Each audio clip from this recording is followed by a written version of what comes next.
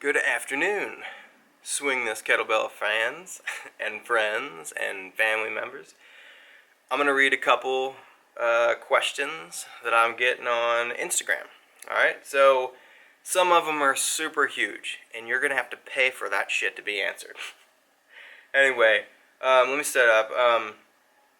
Setting up programs for size and strength with kettlebells or fat bells. Great question. That's pretty much all that I do.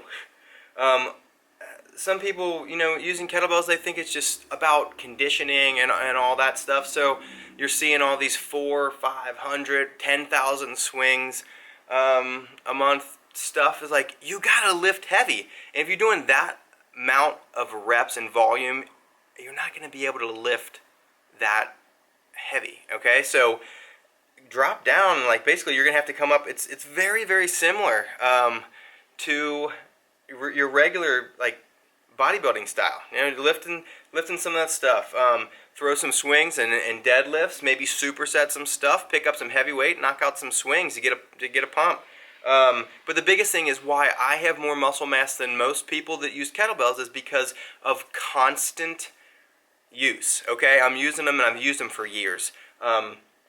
Biggest thing is constant nutrition. I'm eating to gain muscle, so I can't be trying to cut on a diet while I'm doing all this heavy work. It's just not going to work. So eat to build some muscle. Then, don't put on a bunch of fat, things like that. Lift heavy kettlebells. A lot of people think that kettlebell, jerks and stuff like that aren't good for building muscle.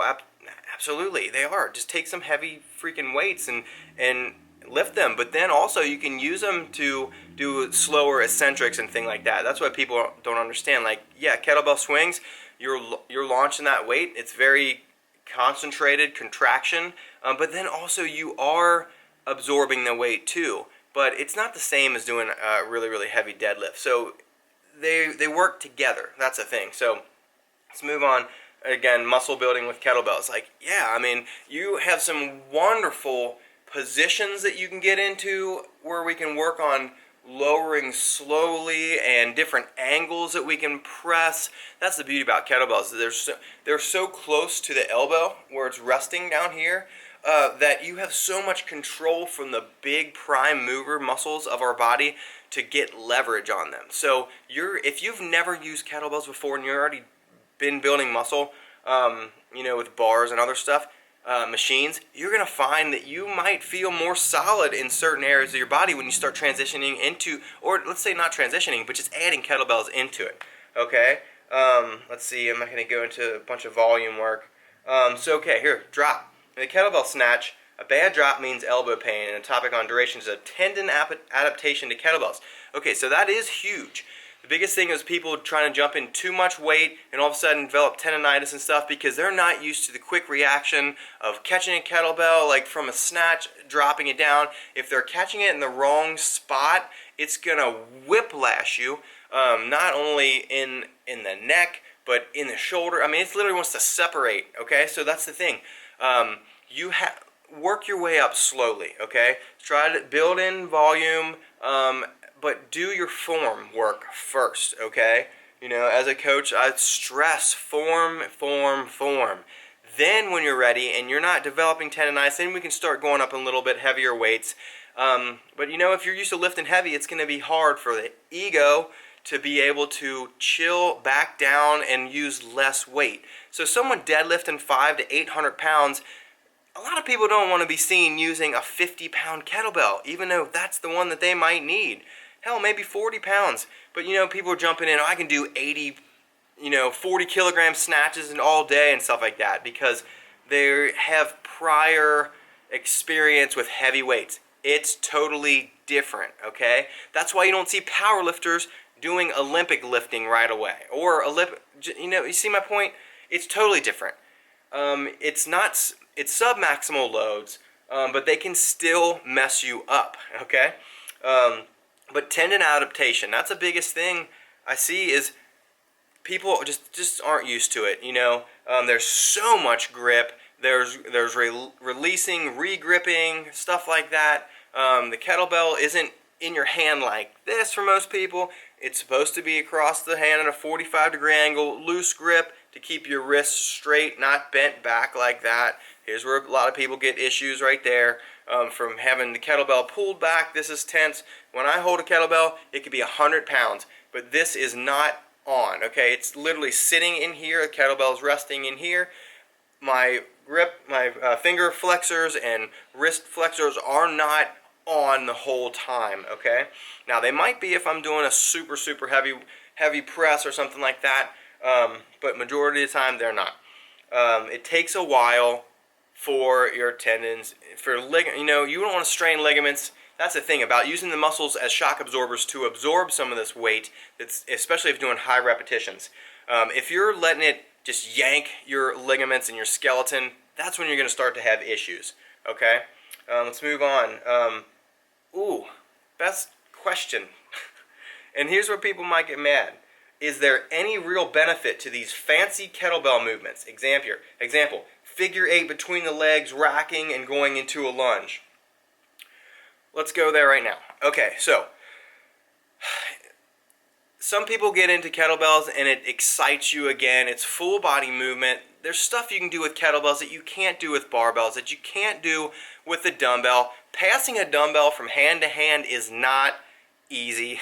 Passing a kettlebell from hand to hand, it's literally meant to. I mean, it fits so well. So can you do things like, say, like, you know, basketball style? Like, it's wonderful for movement. But if you're doing a figure 8 between the legs, up to the other side, maybe snatch, got to think about what's your goal. Is your goal athletic movement? Maybe for skateboarding? Maybe for one wheeling? Yeah, I mean, that would be great. If you're a skateboarder, like snowboarder or something like that, that'd be wonderful. But if you're trying to build a lot of muscle, passing, you know, you're not going to be doing this with 106 pounds. So that's the thing. If your goal is to build muscle with a lunge in a rack position with 106, that's what you should be doing. You got to think about what the end goals are. A lot of this stuff is made for Instagram. You have 2, 3 shirtless people doing choreographed, synchronized kettlebell things. I mean, chances are that's not the goal for building muscle. That's to get some followers.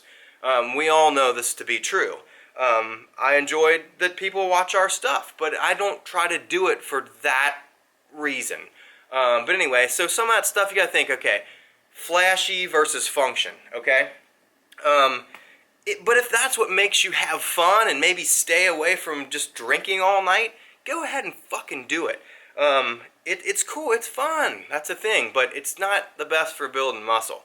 Let's get into the next one. Is direct core work needed with kettlebell training? If it's an imbalance, if that's something that you're lacking, I'd say absolutely direct core work. But I mean, what is it? Like, is it single leg deadlifts? Is it, you know, single arm staggered stance press? Is it a rotational bent press or rotational windmill? Certain things like that. Like, we got to think about what you're looking at for. Or is it direct core work because you want to be in bodybuilding? Is it direct core work because you're going to be taking punches? Things like that. Kettlebells are great. They're trying to take you off balance all the time, more than any other weight. Where you're sending them, you know, hip extension, the weight's out far from you. The kettlebell, with the kettlebell, the weight sometimes is so far away from you. That doesn't happen in powerlifting. That doesn't happen in Olympic lifting, okay? Even with the kettlebell snatch, the weight is going to be farther away from you due to how it's made, in its size and shape and the form, compared to a barbell. So for an Olympic snatch versus a kettlebell snatch, yes, the weights are very different, okay? Do double kettlebell snatches. I want to see somebody doing double 106-pound kettlebell snatches. It's very, very different than seeing somebody do a 225 pound Olympic snatch, right? Almost identical weight, but very, very different. So that kettlebell, those kettlebells are trying to take you forward, backwards, up and down, and to the side, and guess what? They're not attached. So there's so much core work involved. I'm not here to compare what's better, okay? It's like, you know, you're already here, you're doing kettlebell stuff, whether you're adding it to something or just doing it by yourself. We're here just to talk about kettlebells, not fucking compare about stuff, okay? So anyway, direct core work just depends. I mean, do it if it's something that makes you feel better, it helps your back, then absolutely do it. But other than that, there's a couple questions answered for the day.